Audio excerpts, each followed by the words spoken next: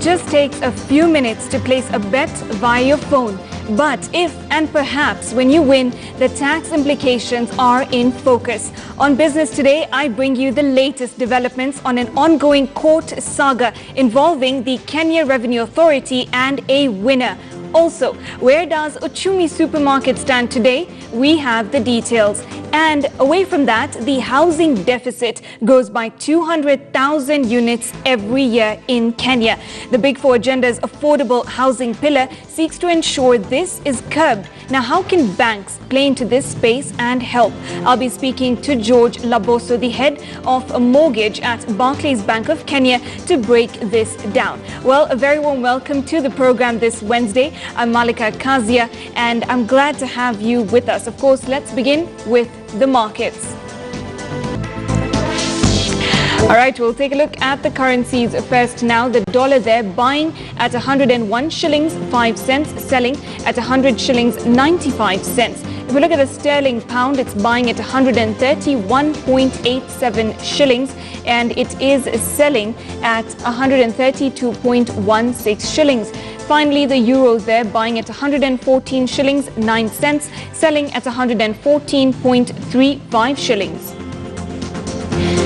As for NSE performance, after closure of business last evening, the turnover stood at 530 million.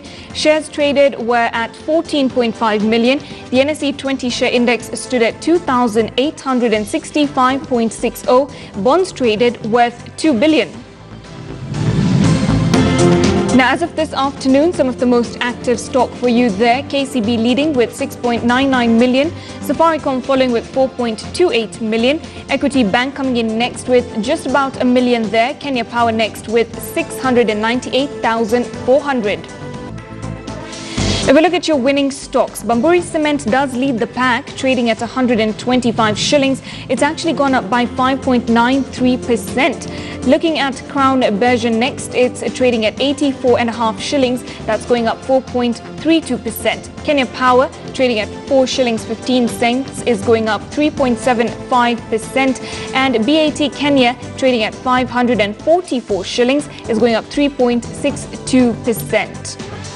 Finally, your losing stocks led by Flame Tree Group. It has seen a downward turn of 7.32% and it's trading at 2 shillings and 66 cents. If we look at Uchumi is trading at 42 cents and that has gone down by 4.55%.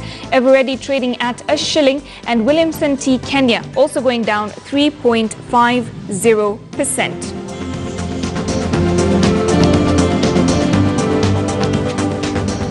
Well, those were your markets for you. Now, I want to, of course, ask you our question this afternoon, and that is our Twitter poll question that you can answer for us. It's all about Kenya and China relations. Do you think the president's bilateral visit to China will yield any gains in Kenya?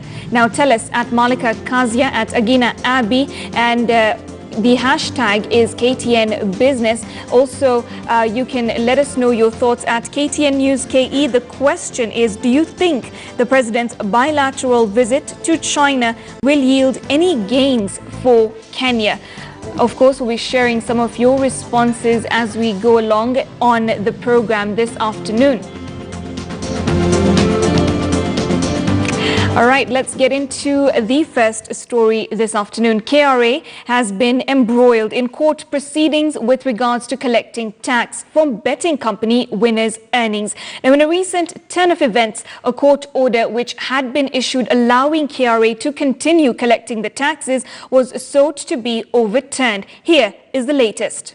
2.7 billion shillings per month accruing from betting wins.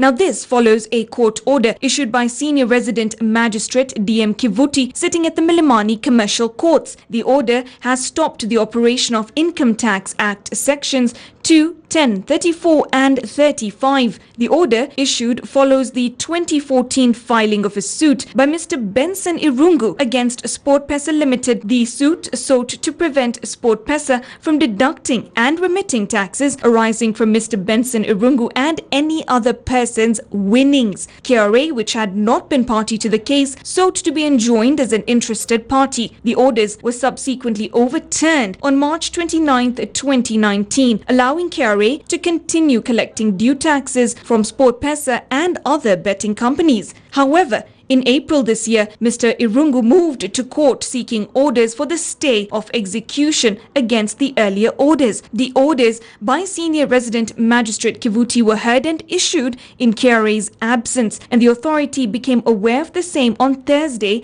April 18th in the afternoon.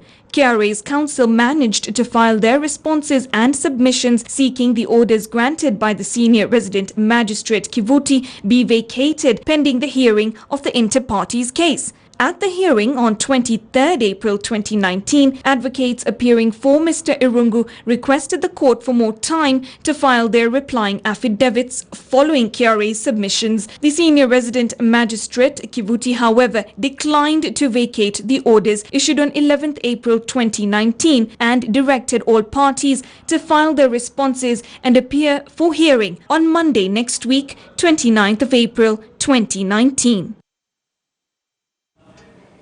Moving forward now, of course, the world is a global village and business investments span over boundaries. Now, how do businesses protect their interests when they venture into a new country? Noah Kipkemboy joins us to break down the matters on bilateral investment treaties. Over to you, Noah. Good afternoon, Malika.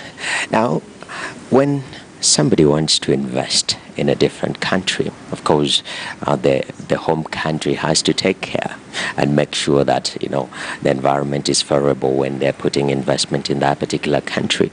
And that's why we get the issue of bilateral investment treaties. And this wonderful time, I'm joined by Eugene Odari, who is from Econews Africa. It'll help us understand what bilateral investment treaties is all about, and if we are in any as a country, are they beneficial? Eugene. Now, Edgar, sorry, my apologies for that. So my first question to you will be, just help me understand, what is bilateral investment treaties? Bilateral investment treaties are treaties that are signed between host countries and recipient countries of foreign direct investment to be able to protect their investors as they come to invest in these countries. Yes. So Kenya, are we in any of these BITs? Kenya has signed a total of 19 bilateral investment treaties with other countries of outside regions to be able to protect the investment of these countries coming into the country. Yes. What should we be on the lookout? Because this goes way back in the 60s when this was introduced. Have they been beneficial to the continent of Africa in over the 50 years that we've been signing these BITs? Actually, research is indicating that investors don't make decisions based on the kind of BITs that have been signed by countries. In actual sense, BITs do not necessarily attract foreign direct investment as has been perceived in the past. In actual sense, investors look at other environmental issues relating to the investing environment before making the final investment decision. So we do not need necessarily to get into bilateral investment treaties to be able to get investment from these countries. And this is shown in Ethiopia. Ethiopia, the four biggest sources of FDI from Ethiopia have not signed a single BIT with the country. Yes. Yes. And if at all we are to sign, what are the benefits accrued to this? The benefits that accrue to this is that investors get protection and security in terms of when they come to invest in the country. They are sure that they'll be able to protect their investment. But there's also a downside. The downside is that these rules have been interpreted by arbitration panels to the detriment of African countries. Yes. What do you mean? Well, you have a number of rules that have been interpreted. I'll give you an example of the Kotek case, famous for, was it Jacob Juma? This is a person who did not follow the rules of the country. They quickly ran for arbitration, and the country ended up spending a lot of money for an issue that could have been sorted out without necessarily having to resort to such expensive arbitration mechanisms. Yes. Perfect. Thank you very much. So there you have it. BITs. They're not necessarily very key for us to get foreign direct investment, but even as we sign them, we have to be on the lookout to make sure that we are getting the better part of the deal, because foreign companies are out to make money, and also we as a country, we have to look for our own interests on how we can make money from such deals too. Back to you, Malika.